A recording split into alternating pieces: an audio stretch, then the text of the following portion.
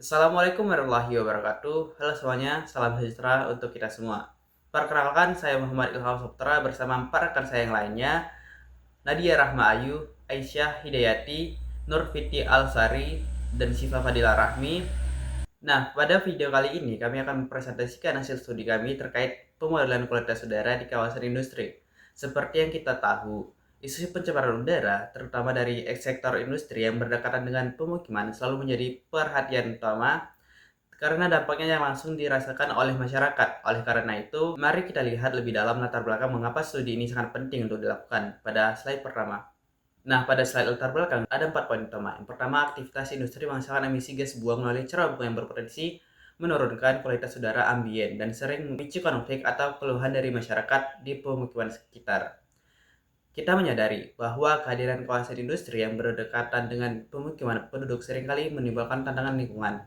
Emisi gas buang dari cerobong industri berpotensi menurunkan kualitas udara ambien. Hal ini memicu konflik sosial karena meningkatnya keluhan masyarakat yang merasakan langsung dampak dari penurunan kualitas udara tersebut.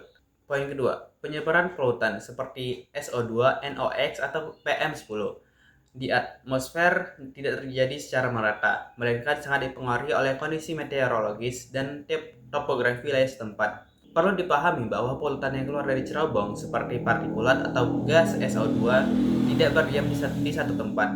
Polutan ini terdispersi atau menyebar ke atmosfer. Arah dan seberapa jauh penyebarannya sangat dinamis karena dipengaruhi oleh kondisi cuaca atau meteorologis seperti arah angin, suhu, serta bentuk permukaan bumi atau topografi wilayah setempat. Di poin ketiga, diperlukan alat bantu analisis berbasis model Gaussian untuk memetakan penyebaran polutan secara presisi. Nah, karena pergerakan polutan di udara ini sangat kompleks, kita tidak bisa sekedar menebak kemana polutan itu pergi.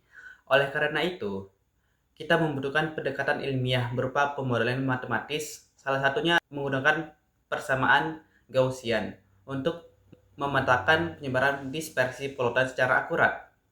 Yang terakhir, perangkat lunak air mode digunakan sebagai solusi efektif untuk memprediksi konsentrasi, memvisualisasikan distribusi, serta mengevaluasi sebaran polutan dari sumber titik atau cerobong guna keperluan pemantauan lingkungan. Slide berikutnya yaitu tujuan dan manfaat. Nah, tujuan dari studi kasus ini yang pertama tuh mensimulasikan dispersi polutan PM25 dari cerobong emisi industri menggunakan perangkat lunak air mode. Lalu yang kedua, menganalisis sebaran konsentrasi polutan PM25 di wilayah sekitar kawasan industri J dalam cakupan radius 10 km. Yang terakhir, menentukan apakah tingkat konsentrasi polutan yang dihasilkan dari simulasi tersebut masih berada di bawah baku mutu udara ambien nasional yang ditetapkan oleh PP nomor 22 tahun 2021. Adapun manfaat dari studi kasus ini, yang pertama memberikan kemudahan pemahaman mengenai pola sebaran polutan PM25 di wilayah studi di Kota Padang melalui visualisasi hasil yang jelas. Yang kedua, menjadi dasar evaluasi baku mutu dan penilaian dampak pencemaran udara terhadap lingkungan sekitar, khususnya yang diakibatkan oleh sumber emisi di dekat pemukiman penduduk. Yang terakhir, menyediakan data analisis yang dapat digunakan sebagai dasar acuan dalam penyusunan rekomendasi pengelolaan pencemaran udara. Nah, untuk slide selanjutnya itu akan dibahas oleh rekan saya Syifa Fadila Rahmi. Saya Syifa Fadila Rahmi dengan NIM 2410942007. Selanjutnya akan menjelaskan metodologi penelitian.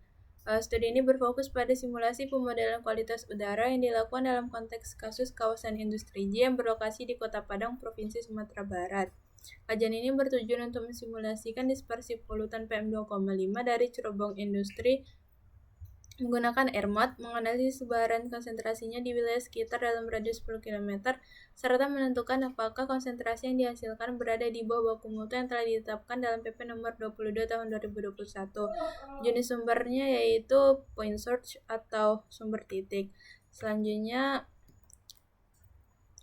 data input yang pertama yaitu data emisi sumber, data meteorologi, serta data topografi. Bisa dilihat tabelnya. Selanjutnya yaitu konfigurasi reseptor. Parameternya yaitu koordinasi pusat X dan Y, jumlah titik S is, jumlah titik short north, aplikasi spasi antar titik, total titik reseptor, cakupan area, serta radius dari sumber. Selanjutnya tahapan simulasi AirMap yang pertama yaitu persiapan data input, kedua pengolahan data meteorologi menggunakan AirMap, tiga pengolahan data topografi menggunakan AirMap, yang keempat konfigurasi model AirMap, yang kelima running simulasi, 6 pengolahan dan visualisasi hasil, yang ketujuh interpretasi hasil. Baku mutu acuan yang digunakan yaitu PP nomor 22 tahun 2021 pada parameter PM 2,5.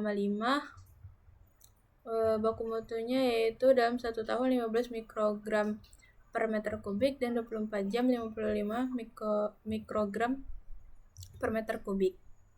Baik, saya Aisyah dengan NIM 1004 akan membahas bab 3 yaitu hasil dan pembahasan dari penelitian yang telah kami lakukan. Di mana pada bab 3 ini berisi tentang hasil simulasi pada konsentrasi 1 jam, konsentrasi 24 jam, dan 1 tahun. Di mana pada konsentrasi 1 jam itu diperoleh nilai tertinggi sekitar 10 hingga 12,8 mikrogram per meter kubik yang terkonsentrasi di wilayah timur kota. Hal ini menunjukkan bahwa pada waktu singkat, polutan masih terpusat di dekat sumber emisi dan sangat dipengaruhi oleh kondisi angin. Sedangkan pada konsentrasi 24 jam dan 1 tahun, nilai konsentrasi menurun hingga sekitar 0,5 mikrogram per meter kubik, dan penyebarannya menjadi lebih luas. Hal ini terjadi karena adanya proses dispersi dan pencampuran udara yang berlangsung lebih lama di atmosfer. Dari analisis sebaran tersebut, pola penyebaran polutan cenderung mengikuti arah angin dominan dari barat daya ke timur laut. Oleh karena itu, wilayah timur kota Padang menjadi area yang paling terdampak dibanding wilayah lainnya. Selain itu, kecepatan angin yang relatif rendah dan kelembapan yang tinggi juga memengaruhi proses penyebaran, sehingga polutan cenderung terkonsentrasi di dekat sumber. Kondisi atmosfer yang stabil juga menyebabkan pencampuran vertikal menjadi terbatas. Untuk titik konsentrasi maksimumnya, nilai tertinggi tetap berada di jalur arah angin dan terjadi pada periode 1 jam. Pada periode waktu yang lebih lama, konsentrasi menurun karena adanya pengenceran di udara. Jika dibandingkan dengan baku mutu berdasarkan peraturan pemerintah nomor 22 tahun 2021, seluruh hasil simulasi masih berada di bawah ambang batas. Hal ini menunjukkan bahwa kontribusi emisi dari sumber industri masih tergolong aman terhadap kualitas udara. Namun, pengendalian emisi dan pemantauan tetap perlu dilakukan untuk mengantisipasi peningkatan pencemaran di masa mendatang. Perkenalkan, nama saya Nur Fitri NIM 2410942005. Selanjutnya akan dijelaskan mengenai evaluasi hasil pemodelan. Jadi evaluasi ini dilakukan untuk menilai keakuratan dan juga keandalan model AirMap dalam mensimulasikan dispersi PM 2,5. Sumber emisi dimodelkan ini dia memiliki lajunya 6,2 gram per second dengan tinggi cerobongnya itu 70 meter dan juga berpotensi menyebarkan polutan ke area yang cukup luas. Dari hasilnya itu dia menunjukkan bahwa pola dispersi ini sangat dipengaruhi oleh faktor meteorologi. Konsentrasi polutan itu juga cenderung lebih tinggi pada daerah downwind. Secara umum modelnya ini sudah mampu menggambarkan kondisi dispersi yang realistis sesuai dengan kondisi lingkungannya.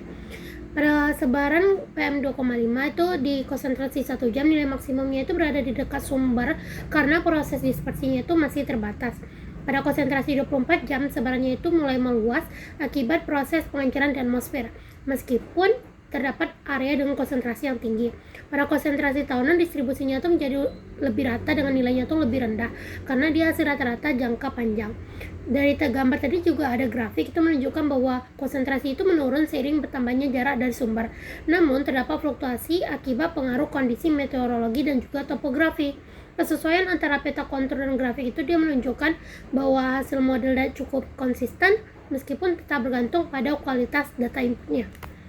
Selanjutnya dampak PM 2,5 terhadap kesehatan dan juga lingkungan. Dampak terhadap kesehatan meliputi gangguan pernapasan seperti PPOK, penyebab kardiovaskular dan kanker, penurunan fungsi paru terutama pada kelompok rentan seperti lansia.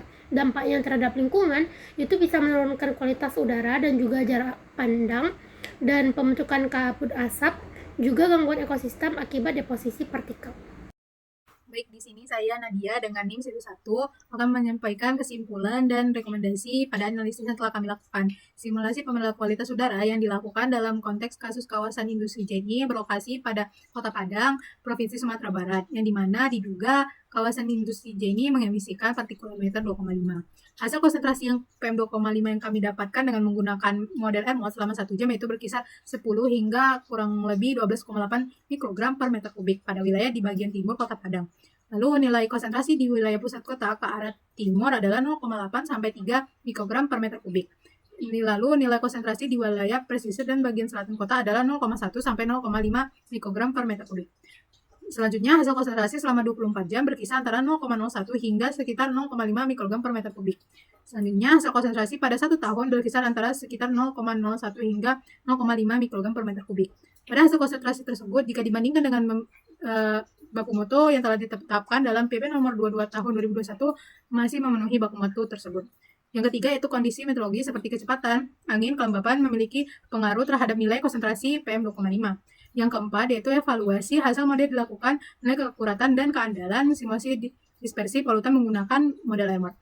PM2,5 dapat memberikan dampak yang berbahaya seperti penyakit paru obstruktif kronik, PPOK, iritasi saluran pernapasan, dan peningkatan angka rawat inap akibat penyakit kardiovaskular dan respirasi.